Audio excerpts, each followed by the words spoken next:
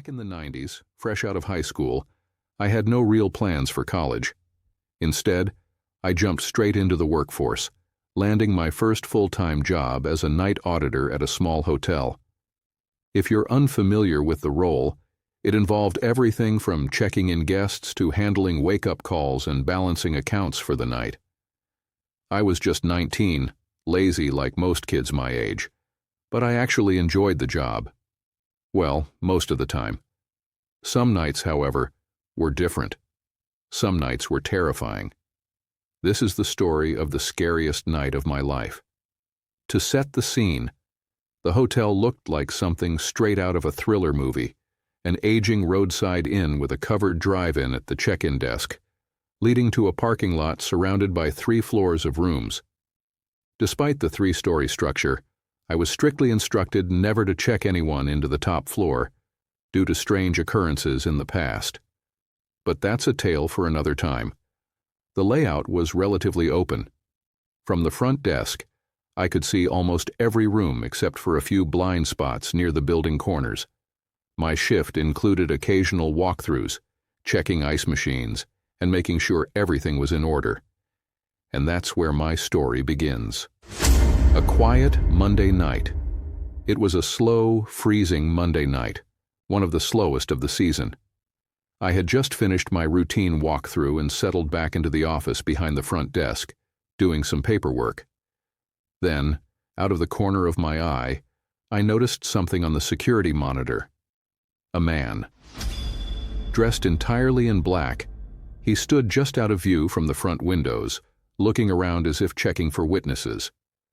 Something about the way he moved sent a shiver down my spine. I kept watching. Then, he reached into his pocket and pulled out a black ski mask.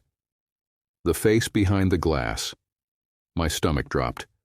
I didn't see a weapon yet, but I didn't plan on waiting around to find out. I knew what was about to happen. Springing to my feet, I bolted for the front door. The man saw me move, and we both rushed toward it at the same time. My heart pounded as I slammed the deadbolt shut just as his hand reached for the handle. He froze. Behind the thin layer of glass, I could see his expression shift from surprise to anger. His mouth, visible through the ski mask, twisted into a sneer of frustration. In my nervousness, I couldn't help but smirk, feeling a ridiculous sense of triumph. Then he raised his hand, and I saw the gun, frozen in fear. My smugness disappeared instantly. The barrel of the revolver stared straight at me. He cocked the hammer back. The cylinder turned with a metallic click. Time slowed. He pressed the gun against the glass, his finger tightening on the trigger. My entire life, 19 short, uneventful years, flashed before my eyes. I was about to die. That's when I lost control. I won't lie. I peed myself. My mind screamed at me to run, to hide, to do something, but my body refused to move. I was frozen, paralyzed by sheer terror. Then I closed my eyes. I accepted my fate. I waited for the shot, but it never came. Gone. Without a trace. I don't know how long I stood there, but when I finally opened my eyes, he was gone. The adrenaline drained from my body, leaving me weak and nauseous. My knees buckled and I collapsed into a chair nearby, head between my hands, struggling to breathe. Had he taken pity on me? Had the gun not been loaded? Had something scared him away? I had no answers, but at that moment I didn't care. I was alive. That's all that mattered. For a fleeting second, I thought about calling the police. But what could they do? I hadn't seen his face, and by now he was probably long gone. Instead, I made a decision. I was done. I finished my shift, changed my pants, and quit the next morning. A wake-up call out of courtesy, I told my boss about the attempted robbery. Then I walked away from that job and never looked back.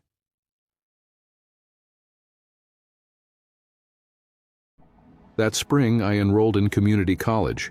2 years later, I transferred to a major university in California, eventually earning an MBA. Over the years, I worked for various corporations across Southern California and Nevada before finally starting my own consulting business. It took a man with a gun to make me realize I needed to change my life. So, to any young person unsure about their future, if you truly believe college isn't for you, that's fine. But be very sure, because one day you might find yourself staring through a sheet of glass at someone who didn't get a second chance. And in that moment, you'll wish you had.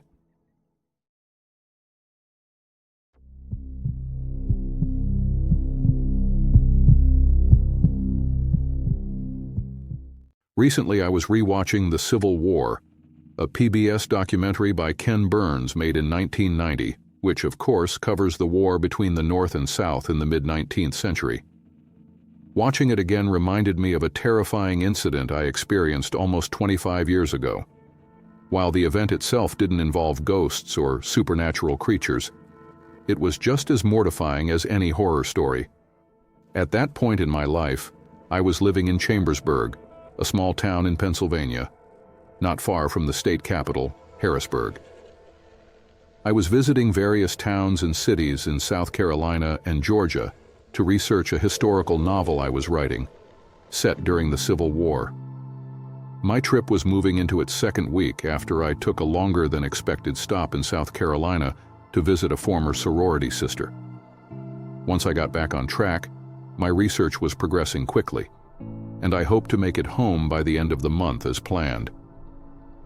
Now, I understand that many people today might not relate to this, but at the time, the internet was still in its early days. Most of the information that's now readily available online simply wasn't back then. If you needed to compile a large amount of research on a particular area or event, you had to physically go there and pore over records. Books could provide only so much, and as a beginning writer without the budget to hire a researcher, I had to do the work myself. By the time I reached Atlanta, I was exhausted from driving and eager to find a hotel where I could rest before the long journey home. My plan included half a day's work, with 2 extra days set aside for sightseeing and relaxation. I made it there just in time, as I had been nodding off at the wheel for the last hour. Since I wasn't wealthy, I had to find a budget-friendly place to stay. After a bit of searching, I came across a decent mid-range motel and pulled in. The guy at the counter was kind, though a little unkempt, and eager to help me check in. As I stood at the desk, a couple walked in, engaged in a full-blown argument. Like anyone else, I glanced at them, curious about what was going on. But the man noticed me and snapped, "What are you looking at?" I was caught off guard and simply shrugged, unsure of how to respond. His next words stunned me. "Mind your business, or I'll black your eye." His aggressive tone left me confused and a little afraid, but before I could react, he stormed out of the lobby, the woman following after him as their argument continued. I looked at the front desk clerk to gauge his reaction, but his expression showed that he was well accustomed to this kind of scene. Bewildered, I took my key and headed to my room. To my dismay, I quickly realized that the arguing couple was only 2 doors down from me. Their door was wide open, and the man paced back and forth with a beer can in hand, clearly intoxicated. Luckily, they didn't notice me, as they were too focused on their shouting match. I finally felt some relief once I shut my door and enjoyed the quiet. Unfortunately, that peace didn't last long. The motel's air conditioner hummed loudly, lulling me to sleep, but by evening I was jolted awake by a deafening racket, something akin to a cannon blast. Groggy, I peeked through the corner of my curtain. The noise was, once again, coming from that couple. Boxes were being thrown out of their room and into the parking lot. The man was now stumbling around, yelling in a slurred voice, and the walls of the building shook with loud bangs. Despite there being an empty room between us, I could still clearly hear the woman shouting back at him. I'm not someone who enjoys confrontation, especially after what had happened earlier, so I tried to ignore them. I turned up the television in hopes of drowning out the noise, But after 30 minutes of non-stop chaos, I decided to call the front desk. I politely asked if the clerk could convince them to quiet down since he seemed to know them. And I also requested that he not mention who had complained. He assured me he wouldn't, but once I thought about it, I realized it would be pretty obvious that it was me. I turned back to my TV, hoping my call would make a difference. At first, it seemed to work. The noise stopped completely. Relieved, I leaned back on the headboard and sighed, and then came the knock. At first, I hesitated, thinking it might be a bad idea to answer. But then I considered the possibility that they had realized they were disturbing me and wanted to apologize. That naive hope is what led me to open the door, easily one of the worst decisions I've ever made. I answered with a polite, disarming smile, but the man standing before me had no intention of apologizing. My smile quickly vanished. "Listen here, you uppity Yankee," he spat, his words slurred.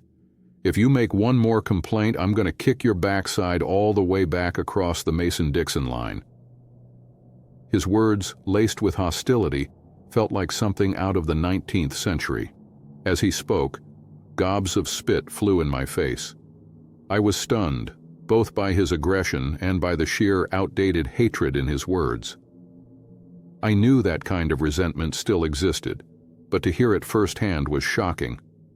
Though I was terrified, especially as a woman alone far from home, a small part of me was fascinated by how archaic he sounded.